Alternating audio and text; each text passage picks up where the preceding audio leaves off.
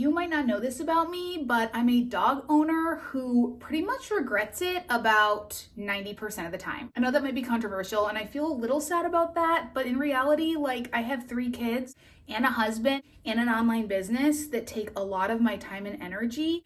Pretty much 7 months out of the year, I completely regret having a dog and wonder why I ever got one.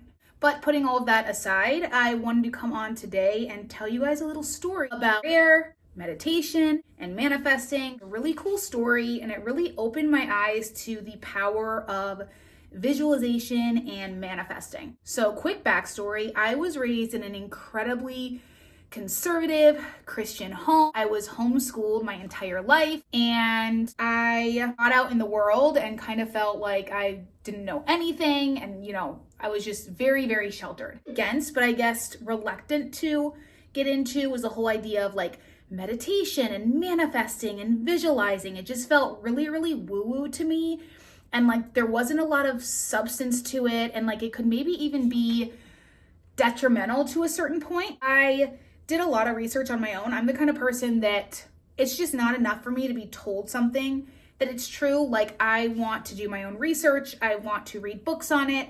I want to see studies and evidence in order for me to take, I won't take something at face value. Had read a few books on meditation, manifestation, and the law of attraction and visualization.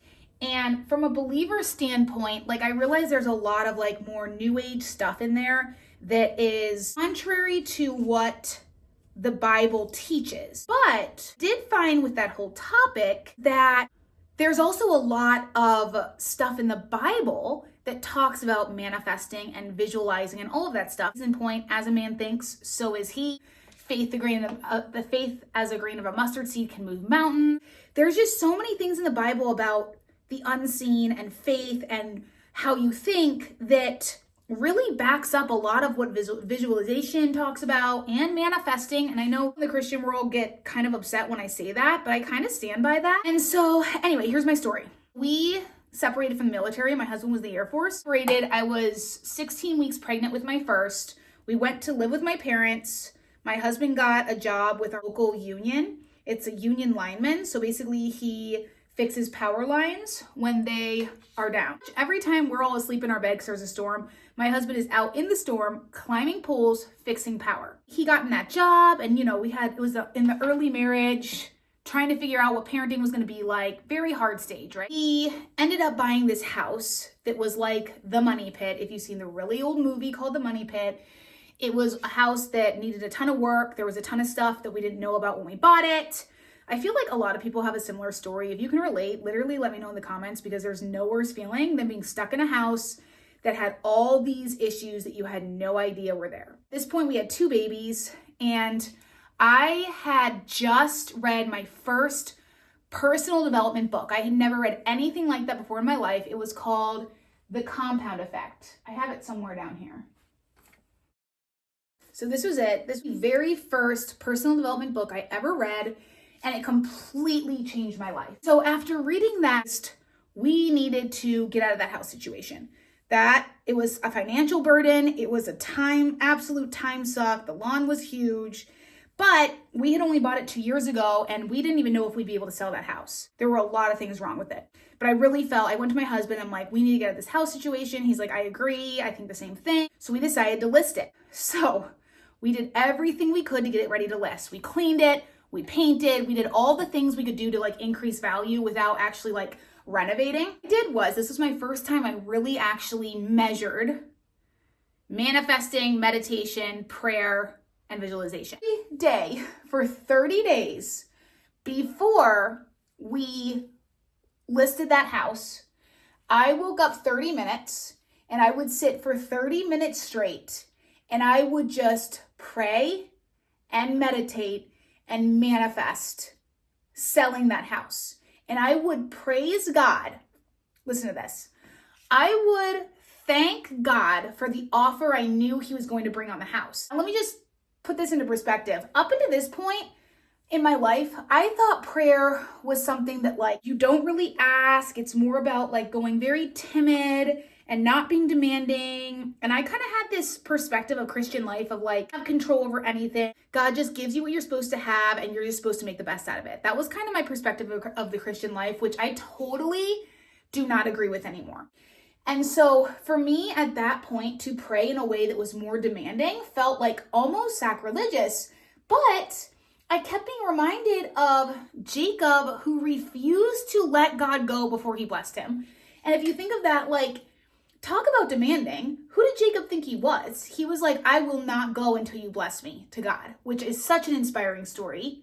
And also the Bible talking about coming boldly before the throne of grace. So that was kind of my inspiration. I was like, God, so for 30 days, I was like, thank you so much for the offer you're going to bring. It's going to be an amazing offer. I know this is what you have for us.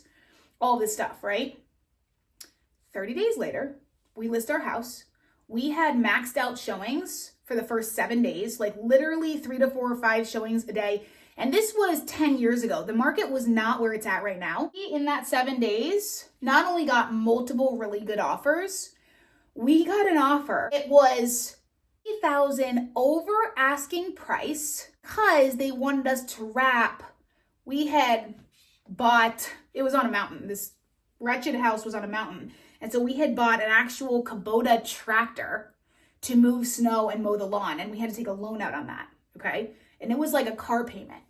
So in the offer, they made it so far over and then wrapped the cost of that Kubota back into the price, which meant they were going to take that off of our hands. We had no idea what we were going to do with that tractor. We were like, oh, we'll probably have to just store it and then try to sell it separately. So we got that offer. We took that offer. We closed 30 days later. We walked away with money from that deal. And I was like, you know what? Maybe that would have happened anyway. I'm not here to say my prayers and manifestation sold our house. I'm not here to say that at all. What I am here to say is because I was so intentional about asking and expecting and coming boldly to the throne of grace, that I felt like when we got that offer, I was like, God was my friend. Like it was just so special. It was like he answered this prayer that meant so much to me that I had so much fear and anxiety around.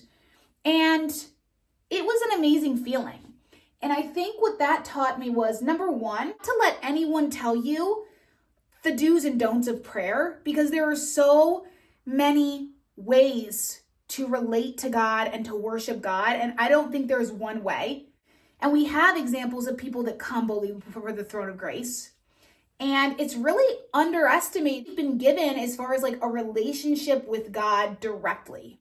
So ever since then, I am now, I know it sounds contradicting, and I'm sure people on both sides of the fence, whether it's law of attraction people, Christians, are like, well, you can't do that because X, or that's not right because X. Like, it's kind of controversial, I get that. But I'm here to say they're different. Visualizing is different, manifesting is different, prayer is different, meditation, it's all different. But they're all actually really powerful. And I feel like we've been given a gift to be able to even use our minds in that way and use our wants and energy to attract stuff to us. So let me know your thoughts. I'd love to hear what you think on this topic. And that's it for today.